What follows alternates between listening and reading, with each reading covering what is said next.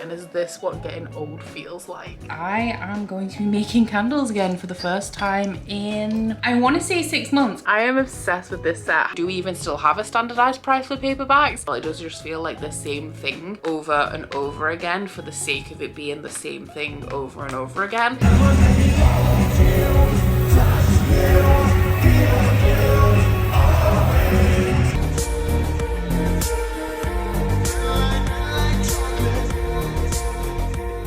Good afternoon, guys, and welcome to week 2 of the Spookoplathon. So I am currently in the middle of editing my videos for this week, but while I'm transferring files, I wanted to come get this vlog started and let you guys know what books I'm currently working on. Now, if you watched last week's vlog, you will know that I read a lot. I'm not anticipating reading quite that much this week, but I would still like to get through a few things. So I'm currently working on roles number 5 and number 6, which if you would like to see them, they were contained in last week's vlog. But role number 5 was Michael Myers, and the prompt for that was to read a sequel. So I very cleverly put in The Fires of Heaven by Robert Jordan for this. This one is definitely going to be done by this coming Saturday because I have a live show for the read along that I'm a part of. So I've been breaking this down. I started this on the 1st of October and I'm reading roughly 60 pages a day. I've decided to go for the audiobook for this one, and it has helped so much, and I'm enjoying my reading experience of this book so much more than I would be if I was reading it with my eyes. This one is book 5 in the Wheel of Time series, and I'm currently 510 pages in out of like 870, so they are chunky. If you guys are unfamiliar with the plot of the Wheel of Time series, it is an epic fantasy series. It's a classic struggle between light and dark, and in every age these same events repeat, and throughout the ages there is this eternal war between the light and the dark going on, and in recent ages the world has been tipping slightly more towards the dark. So in this series we are following this age's dragon reborn, who is a very pivotal figure in this war, who is reincarnated into every age. Along with that, we have a selection of side characters who are all Tarvaran, and while they are not the dragon reborn, they do all have the ability to alter the weave of the world, which is like the pattern of events, in their own way. So this isn't the most compelling book that I've ever read, but the audiobook is definitely making it a much smoother reading experience. I am still making spoiler content on this, and I do actually really need to update that vlog because it's been 150-ish pages, I think. But yeah, I've just been popping this on at regular intervals, but also like when I've been walking Brie, when I've been doing any cleaning. I had to go to the dentist for a fill-in this morning, and on the way there and back I was listening to a little bit. So I've just been chipping away at it in short installments throughout the day, and that has definitely helped as well. Like, it's helped me maintain a decent pace with that one. So that one will 100% be done by Saturday, but I actually don't have the other book I'm reading, so I need to go get that. So after I landed on Michael Myers, I did roll again, and roll number 6 was TBR Vet, and I decided to go with The Demon King by Cindy Williams Chimer. This one is a TBR Vet because it has been on my, it's like one of the first books I ever added to my Goodreads TBR. I've had it on my shelves for at least a couple of years now, and this has been on my mandatory, like my priority TBR since May. It's the book that's been on my mandatory reads for the longest, as this is Brandy's Patreon pick from May. So this is definitely long overdue in a multitude of ways. I'm still not too far into this. I did a 24-hour readathon with my patrons this weekend, and when I finished the book that I was reading, I kind of like took it easy for the rest of the night, and I haven't had much of a chance to sit down and get some quality reading time in yet today. So I'm only, this is 46 pages, but this is also available on Scribd, so while I was waiting for my dentist appointment I did read a few more pages, so I'm probably around 50 pages into this. I can't really tell you much about it at this point. It is a YA fantasy. This one is a YA fantasy. It is multi-perspective, it's high fantasy. Some of the characters that we follow in here include a princess, a thief, and some, are they mages? Wizards, they're called in here. And yeah, because I'm so little of the way through this, I can't really tell you what the plot is about so far. I was a little bit wary of this because I've assumed that I'm going to enjoy this for a very long time, but it is YA, and I don't love as much YA as I used to, while there is still some YA that I do really enjoy. But so far I am actually enjoying the writing style of this one, so far so good. So this is the agenda for now. Definitely not going to be reading as fast as I was last week, but I do want to at least do 1, potentially 2 more rolls this week. It all depends how quickly I read this because it is high fantasy. I know it's going to be slower than the books I was reading last week, but so far like it's pretty absorbing and it isn't a dense one. So I do feel like rolling again a little bit later in the week is something that's definitely achievable. So I am actually going to, I was gonna say I'm gonna read a chapter while I'm waiting for these files to transfer. I really need to update the Fires of Heaven vlog, so I'm gonna stop procrastinating on that because obviously the longer I leave it, the more I have to talk about and the more daunting of a task it is. So I'm gonna go do that and then crack on with editing last week's vlog. He will be when you crawl to kiss his feet.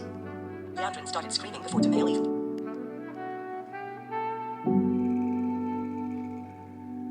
I just fancy that.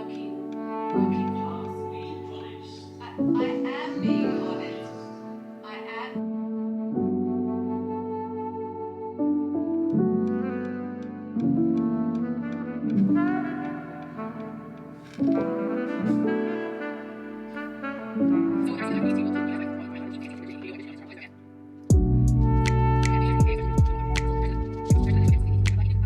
We were supposed to be going to Hull Fair this afternoon and we've decided against it and decided to go for a pub dinner instead. You know when you don't want to do something but you feel like you should? That's how I feel about Hull Fair this year. I don't know whether it's because of the mood that I'm in right now specifically, because I love a fair. Like I love the atmosphere and it truly feels like autumn when the fair's in town. But I don't know whether it's because I don't want to be around all the noise. I don't know whether it's because Hull Fair is always incredibly busy, which is one of the reasons why we were going to go in the afternoon and leave early evening instead of going like after dinner. Or I don't know whether it's because I used to love fairs.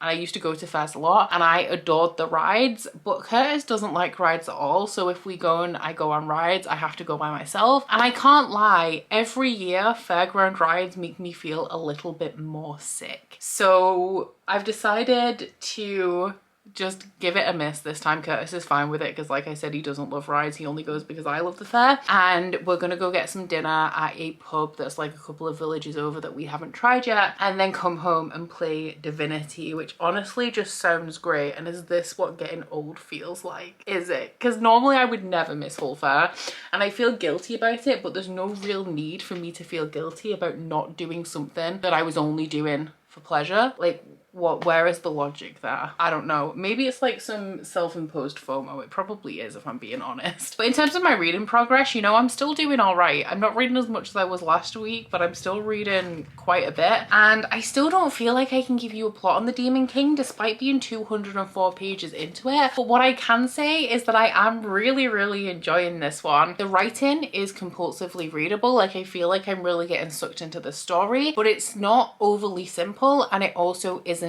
dense. Like it feels very nostalgic to me. It feels like series, I guess, kind of like Throne of Glass, and it really, like, not in a bad way, but I can tell when it was written. Like I can tell that this wasn't published recently. That's not a bad thing at all because I'm really liking that about it. It is multi-perspective. At the minute we have 2 main characters. One is Han, and he used to be the leader of one of the street gangs of the city, but he's decided to get out of that for the benefit of his sister, and now he carries goods from this guy that like makes alcohol into the city to sell and takes the money back to him. But the people of the other gangs haven't accepted that he's let this go. They think that he's still the leader, so he often gets into a little bit of trouble because of that. We also have clans in this world and we have wizards, and because of something that happened like 1,000 years ago, there is a balance within the society that has been, I guess, kind of enforced to stop any one person, or especially the wizards, from having too much power. And this is causing conflict for our second perspective that we have, which is a princess who is the heir to the kingdom. Now, I did wonder, reading 2 high fantasy side by side, whether I would start to get them confused, and I'm not, but I definitely see a lot of similarities between the situation that the queen is in here and Morghese in the Wheel of Time, because the queen is seemingly getting close to the wizard. Like the main character, the princess, her father hasn't been around for a few years. He's off, I think he's at war, he's a clansman, and there are people talking about the queen's relationship with the wizard, and more it seems like the queen is just regurgitating the wizard's agenda. Now, because of this thing that happened 1,000 years ago, wizards can't marry into the royal line. Although they are the sworn advisors, like of the kingdom, they are sworn to the queen. So something seems to be happening politically there. My prediction is that the wizards are going to try and break this kind of agreement that they've had since the big catastrophe that happened 1,000 years ago, and take control of the kingdom, potentially using the queen as a puppet, which is going to force the princess to step up, I feel, to stop this from happening. There is also a amulet in here which is ancient and was said to belong, I think it belonged to the Demon King, that Han is now in possession of because he had an altercation with the son of the wizard that is close to the queen. Are we following here? I think he's called Micah, the wizard's son, and that I feel is going to play a big part in the plot. And we also have the threads of what did happen 1,000 years ago, which is when the queen of the realm, I'm not sure if she was a princess at the time, but she was kidnapped by the Demon King. I say kidnapped because there is conflicting reports over whether it was kidnapped or whether she went willingly, but she was kidnapped by the Demon King and then eventually managed to escape and became the ruler, and she is celebrated because of this. She's like the big historical figure. Those are kind of the elements that we have going on. We also have a little bit of a murder mystery going on from Han's perspective, so I feel like the main plot line, at least in this first book, is going to be Han trying to get to the bottom of these murders, which I feel is going to link somehow into whatever it is that the High Wizard is doing. I very much get the feeling in here that the wizards are bad and that the princess, and I think she's called Reza and Han are going to be potentially thrown together to solve it. We do also have like a fourth player in this game, which is the son of the captain of the Queen's Guard, which also plays into this parallel that we have between the Queen in this book and the Queen in Wheel of Time, because there's a plot line in Wheel of Time where the Queen kind of takes a new advisor, and because of that she distances herself from her captain of the guard, and that dynamic is very much happening in here. So I'm having a very good time with it. I'm very eager to get back to it whenever I put it down, and hopefully at some point tonight I will be able to get a little bit of reading done. I am still, like I was last week, in the mood to just curl up in a ball with a book, but I'm trying to push myself out of that a little bit, not because I don't want to read, but because I'm feeling myself getting a little bit depressy. So I'm trying to, like, if I didn't go to Hull Fair tonight, like when I was trying to make that decision, I wanted to make sure that we went out and did something, because I feel potential in myself to start wallowing if I don't get myself out of the house and actually like do something. It felt almost like defeat to say I didn't want to go to Hull Fair because I wasn't feeling like I wanted to be in that environment, and then to kind of just stay in. So I'm gonna go because we have a table booked for dinner in 28 minutes and I need to just change my trousers. I feel like I need to change my jumper or my trousers. It's casual, like it's casual affair, so it doesn't matter too much, but I don't quite want to go out dressed like this.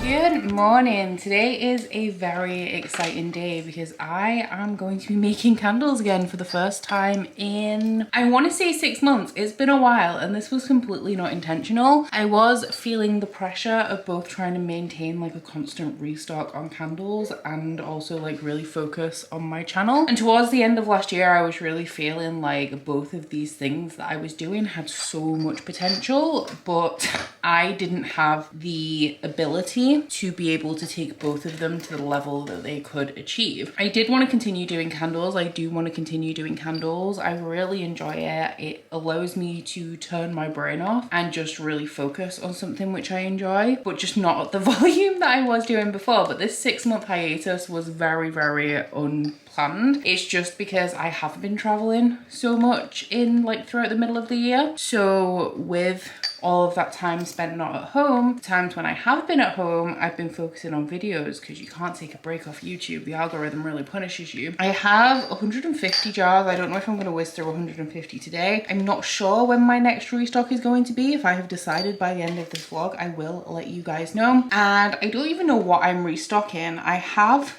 some of my fall fragrances, so I think I'm definitely going to be doing that because they're I know it's like the middle of October almost, but they are my favorites. So I'm not going to miss this opportunity to restock them, and I'll see what else I have. I know I have quite a few regular customers that have put in requests for restocks, so I will fulfill all of those as much as I can. But yeah, today I'm just gonna, because it's been 6 months, I have no idea what my stock levels look like. I don't know how much dye I have, which obviously influences what I'm able to make. But I actually bought these supplies. I bought a box of jars, a box of wax in August. So that is how long I've been intending to do this, but a mix of, like I said, traveling and also the fact that my hormones still aren't under control. So that is still, it's not affecting me as much as it was because the medication I'm on kind of prolongs the space in between me feeling like shit, but it is still a thing. And when I do that, like I've just been through it the last couple of weeks, I feel like I'm still coming out at the end of it. Like everything is a struggle. So yeah, it's taken me a while to get around to doing this, but I've been so excited for today. I had to make the thumbnail for last week's vlog this morning, but aside from that, I have absolutely no YouTube responsibilities. I'm just gonna make candles. And it's actually good as well because I need to read about 90 pages of Wheel of Time today. So I can't really concentrate on an audiobook when I'm doing some aspects of candle making. Usually like prepping what it is I'm gonna be making in the next batch as I'm getting that ready. So in the periods like now where I'm just wicking, which uses approximately 1.5 brain cells, I'm gonna stick my audio on, and hopefully that means that I'll catch up and I won't be behind anymore on that, because like literally I could think of nothing worse than getting to Saturday morning and having like to read 150 pages before the live show.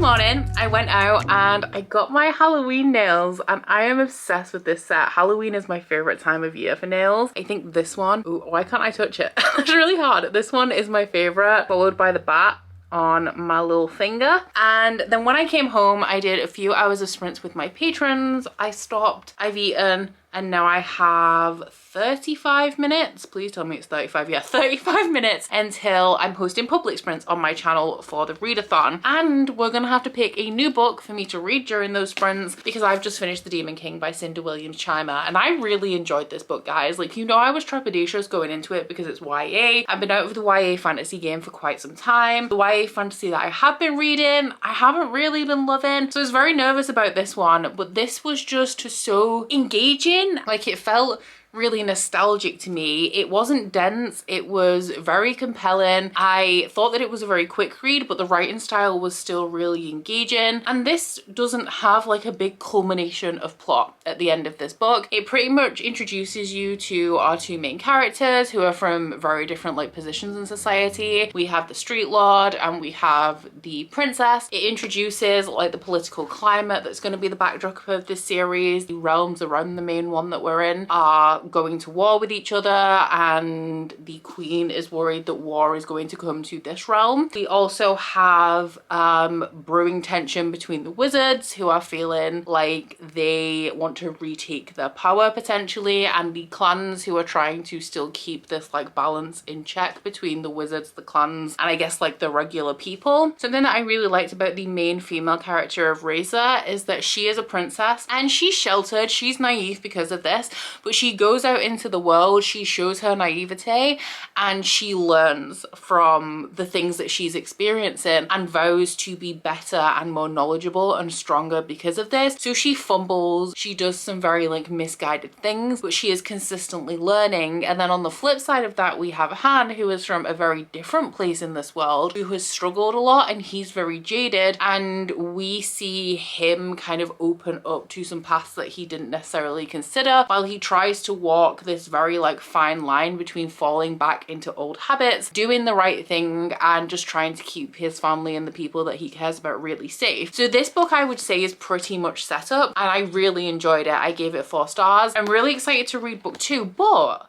book 2 on Waterstones and on Amazon as well is £13 for a Harper Voyager paperback. Can somebody tell me why? Because that is like hardback prices. This was £7.99 when it was new, which was the standardized price for paperbacks when I was like maybe mid-20s. So that's inflation for you, because I thought the standardized price of paperbacks at the minute was $9.99, but I mean it's creeping up so quickly that I actually don't really have a clue. Do we even still have a standardized price for paperbacks? I have no idea at this point. But yeah, I'm going to, because I've got a lot of credit in Waterstones. I think I've got like £61 in points to spend, and I'm gonna need book 6 of Wheel of Time as well soon. So we're actually going to Manchester on Sunday, and I might nip into Waterstones and see if they have the sequel to this and book 6 in Wheel of Time, and use my points. And then, because I just like going out and buying things, you know. But if not, which I mean it's unlikely, I feel that they're gonna have book 2 in this series, I will just place an order and still use those points to redeem it. But yeah, I can't believe that I slept on this for so long, in the years that it was on my TBR, and then also in the months that it's been on my priority TBR and it's gone unread. But I'm so surprised by how much I loved it. But I'm really thrilled, because this is a series that I've been saving. It's one of those that I never want to read because I think I'm gonna love it, which we all know makes no sense, but a lot of us do it. So I'm glad that it pulled through for me, and I'm eager to get to the sequel. In terms of Wheel of Time, I will just give you a little update. I'm 716 pages in, so I have about 160 or 170 pages to go, and I have one 29-page chapter left of today's section. The whole 3rd quarter of this book has been such a drag. The first half I actually enjoyed quite a bit, but throughout like the 3rd quarter we've had a really long, tedious battle scene, which I don't really like the way that Robert Jordan writes battle scenes, and a lot of Nynaeve, who we all know is not one of my favorite characters. So I'm quite eager for this one. Like, I was enjoying it through the first half, but after the last like 150 pages or so, I am actually quite eager for this one to end now. But I don't know about you guys, but I am very eager to find out what my next book is going to be. So let's see what roll number 7 I think has in store for us. So prompt number 6 brought us to TBR Vet. Of everything that we have coming up, I feel like I would like to avoid spooky, just because I'm not in the mood for it. But aside from that, I feel like everything is fair game. So roll number 7. 10. 1, 2, 3, 4, 5, 6, 7, 8, 9, 10. And that is Stabby. I am psyched. As with Spooky that I rolled last week, I gave you guys a bunch of ways that you could interpret this section of prompts, but the spirit that I put them on the board in is that Stabby would represent thrillers, and so I went with my gut, as I have been when it's been coming to the mood read portion of Spookoplathon. I wonder if that is really influencing like the enthusiasm that I have for reading this month. The fact that I'm not even thinking I could read this or I could read this, I'm just going, this is the one, and reading that. But my gut took me to For You and Only You by Caroline Kepnes, which is the 4th Joe Goldberg book. If you guys don't know what this is, the first book in this series is You. There is a Netflix show based on this series of books. They are following a guy called Joe Goldberg, who seems like your average stand-up, like sweet, charming guy. Honestly, the ideal kind of like nerdy, intellectual boy next door vibes, except he's also a stalker. So he works in a bookstore in New York City, and one day a girl called Beck walks into the store and he very quickly becomes infatuated by her and starts to stalk her. Now, the unique thing about this series, I guess, is that they are told from Joe's perspective, and they're all told in second person. So the narrative, like if I read you guys the first couple of lines of this, it says, "You think you're special, and you are to a degree. You go to Harvard, a grad student if I had to guess. You wear a vintage t-shirt that probably belonged to your father, who no doubt went here as well." The thing that I really love about this series is that because you're in Joe's mind, you get to hear him rationalize everything that he's doing, and you sympathize with him to some degree because you are constantly in his head, even as he is doing these monstrous things. So I really liked the first two books in this series. I think book 2 was maybe my favorite, even though book 1 is iconic, and I didn't love book 3 so much. They seem to be getting a little bit gratuitous, with Caroline Kepnes potentially just writing these with no, I guess, clear end goal or direction in mind. And I felt like when we were getting in book 3, it was just skewing like a little bit more ridiculous than I potentially would have liked. But we'll see where book 4 takes it, because from season 3 of the TV show, they diverge away from the books, because I know season 4 didn't follow book 3. I don't know if any of season 4, any kind of similarity to season 4 is contained in this one, because this one only came out this year. So I have 10 minutes till sprint, so I'm gonna get set up. My first port of call is to read that one chapter of The Fires of Heaven, and then we'll see how much of this I can get read tonight. But I'm so excited to finally be back in Joe Goldberg's head, which is weird to say, but true nonetheless. Ooh, okay, Callie, she went there.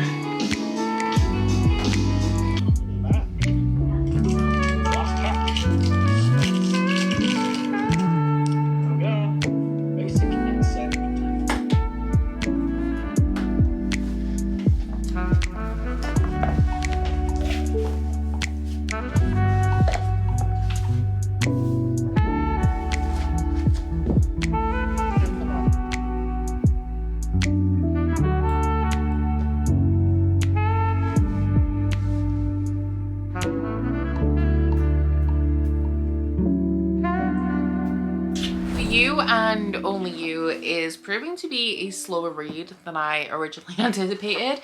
I'm 164 pages into it, and I have to say, like, I mentioned earlier that I felt in book 3 like these books were getting a little bit out of hand, and I do still kind of feel that way with this one. It does have some similarities to season 4 of the show in that it is on an academic setting.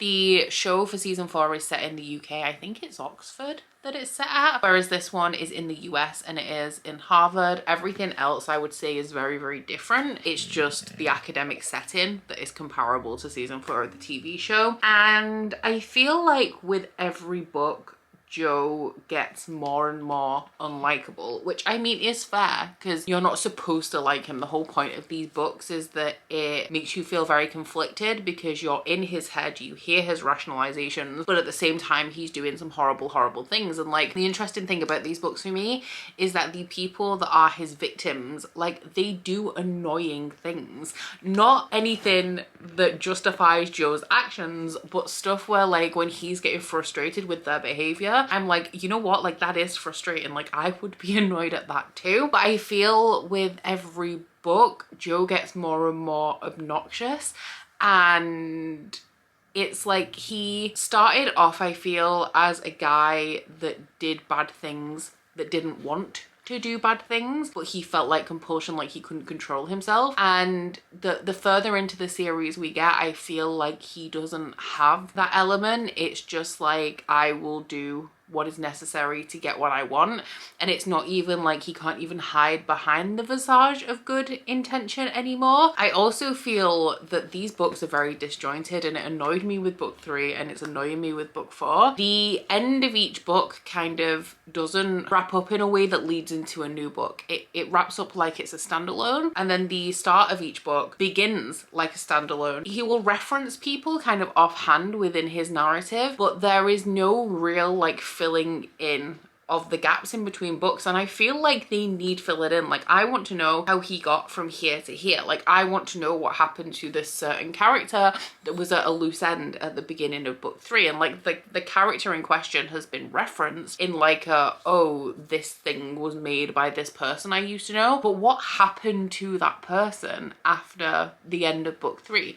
And it seems like he has very little ties to the book that comes before, whereas I feel like I would like this series to be more of a series where the threads of each book before are like woven into the next book. But I do feel like it's very episodic. I do feel like this is a new standalone adventure in the life of Joe. And it gets a little bit tedious because it does feel, and I felt this way with book 3 as well, it does just feel like the same thing over and over again for the sake of it being the same thing over and over again. I don't believe that Caroline Kepnes is building up to some great conclusion to this series. I think that she just wants to keep writing Joe books, and there's going to be no culmination of everything we've read before. Everything is kind of going to feel like a standalone. And the issue with that for me is that there's no kind of progression. The only progression I'm really seeing in Joe's character is that he's getting more and more ruthless. He's not really bothering to rationalize his actions anymore. He's just going out and doing the bad thing and not really feeling all that bad about it anymore. There's no like progression of plot.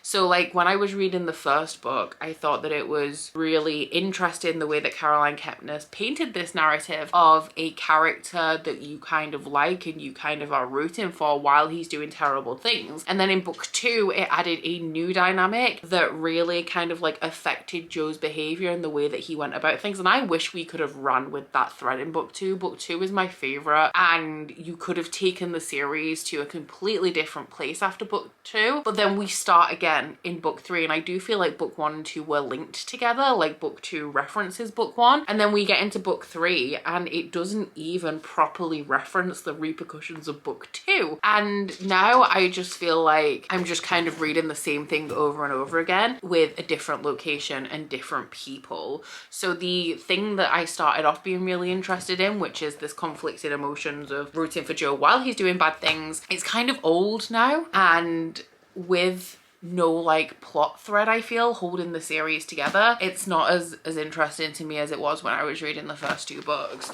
That being said, like it's still fine, and I'm hoping that this book does do something new. Book 3 didn't, so I don't have a lot of hope, but we'll see. We'll see what the rest of this book holds for me, because I'm not even halfway through yet. So it is Saturday morning, and I actually have, how long do I have left? I have 2 hours and 12 minutes left in the Fires of Heaven audio, and the live show is at 8 o'clock tonight. I did not read my section yesterday. Yesterday was my worst reading day of the month, still like over 100 pages, but I didn't read as much as I have been. So I need to do some cleaning today because we're going to Manchester tomorrow. We were supposed to take Brie to the sitter, but they have kennel cough at the minute, so they advised that we don't take her, and we're getting somebody to, like the son of one of our friends, to come and sit with her for a few hours in the afternoon.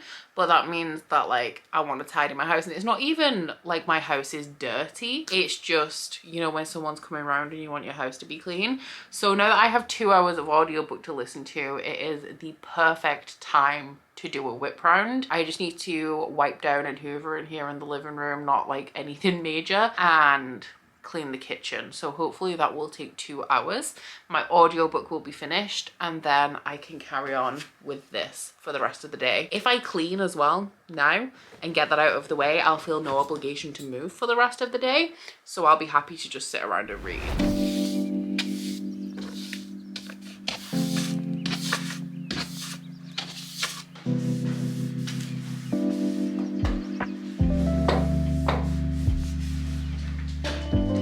I'm now done with my cleaning for the day, and I'm also done with The Fires of Heaven by Robert Jordan. It is going on for 3 o'clock. It's like 2:45, so it has taken me like most of the day, but I did pause for lunch as well.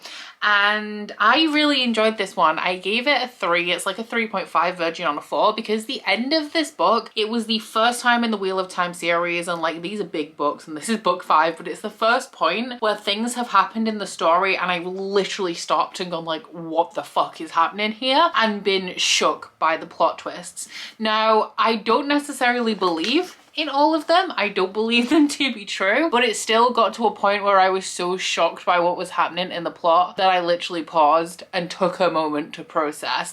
I think my issue with it at this point, now that I've found a way to ingest the story where I don't find the writing so distracting, which is via the audiobook, is that I'm not emotionally attached to anybody. And aside from Perrin, who is not present in this book, I loved Perrin in book 4, I'm invested a little bit in Matt, but not, I feel, from an emotional standpoint. I feel like the characters that I like the most or I feel I would be the most invested in are not the main characters. So while I'm now like into the plot and I'm kind of invested in what happens in this series, my lack of emotional connection is what's stopping me from rating it like any higher than a 3.5, because I need to care. If somebody's about to die, I need to be worried. I need to be scared. Like if somebody did die, I need to be like actually emotionally impacted by that. And at this point, like I don't feel like I would be. That being said, I am still enjoying seeing the intricacies of the plot. The magic in here is ever expanding. There is a lot of focus on dream magic in here, which as we know is not my favorite, and for that reason there are parts of this series that just really don't grab me the way that other parts do, but I am still really enjoying seeing like Robert Jordan's plotting. I'm a little bit worried though, because I think I'm going into the part of the series that people say is a little bit of a slog. I think book 6 might be all right. It might be like book 7 to 10.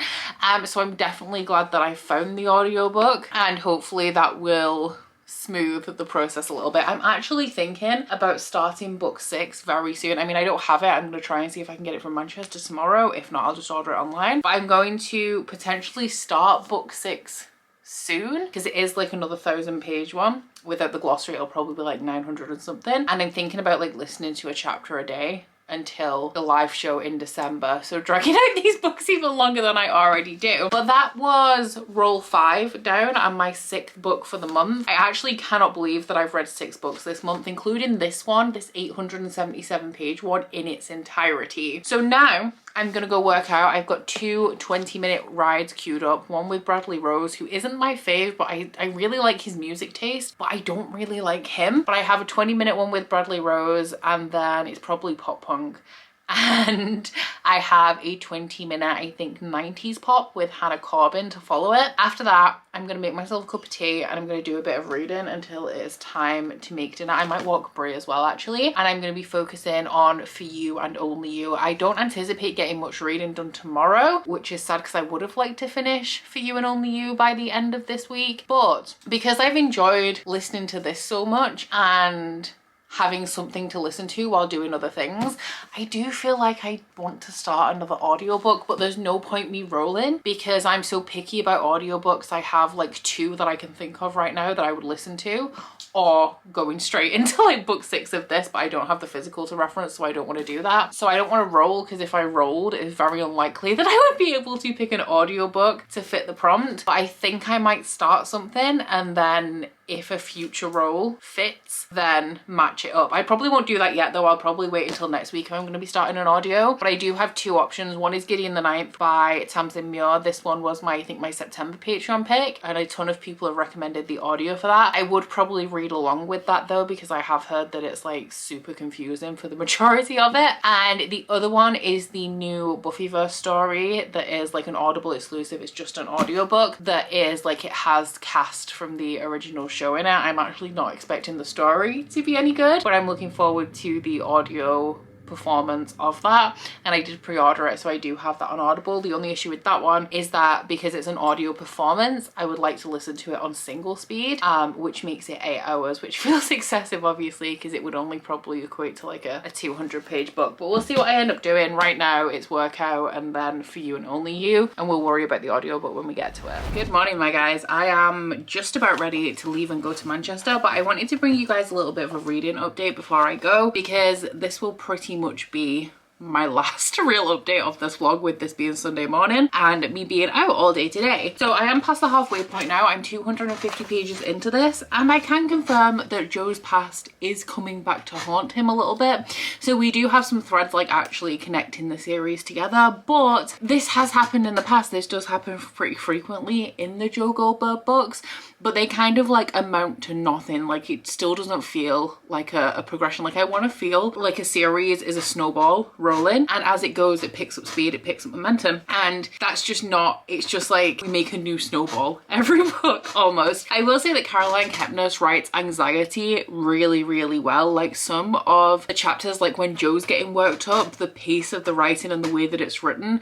makes you read it in a way that it almost induces anxiety in the reader, which I enjoy. It's good writing because it puts you, like, it's really immersive, but at the same time I don't love feeling anxious. So in those moments I'm like, oh my god, can we like just get to the resolution of this bit so that he can stop being anxious so I can stop being anxious. But yeah, I'm having a good time with it so far. I am enjoying it. I doubt I am going to finish it today. I am going to take a tote bag with me so that I can take it with me, and I'm going to see if I can get some reading done on the motorway because it's 2 hours and 15 to Manchester from here. There shouldn't be too much traffic because it's a Sunday, and I think about an hour and a bit of that is spent on the motorway, so I should be able to get at least a little bit read, and we'll see where I'm at by the end of the night. But yeah, that's me out for the rest of the day. So this week has been okay. Like I knew that I wasn't going to be reading as much as I read last week, so we've only got through like 2.5 fronts. But I did read a fantasy book that's 500 pages in its entirety, and half of a Wheel of Time book, plus half of For You and Only You. So it's still more than I would read in a typical week. It's just with me being so pacey last week, I kind of wanted to maintain that pace, even though that pace was like completely unrealistic. So it is Sunday and the shops do close at 5, but I am hoping to get to Manchester in time to hit up Waterstones, see if I can pick up the sequels to these two because I need them, like I said. If not, I will pick them up online. But that wraps up my reading progress for the week.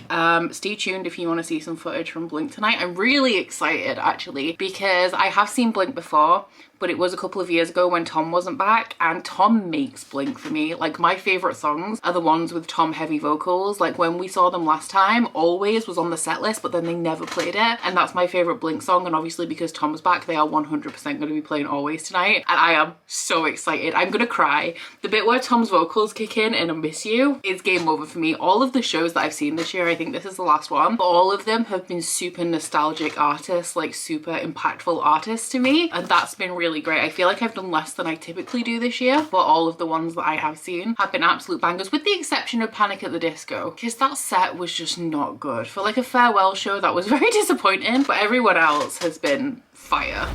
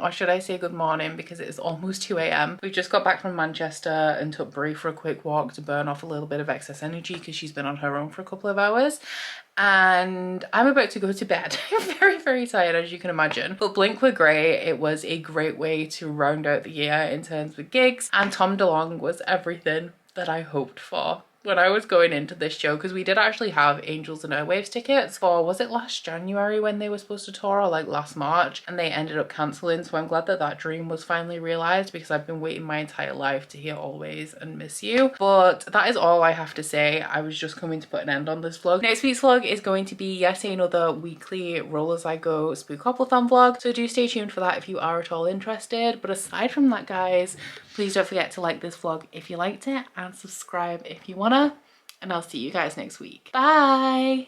Oh, you bite your friend like chocolate. You say you'll go where nobody knows, with guns hidden under our petticoats. We're never gonna quit it, no, we're never gonna quit it, no.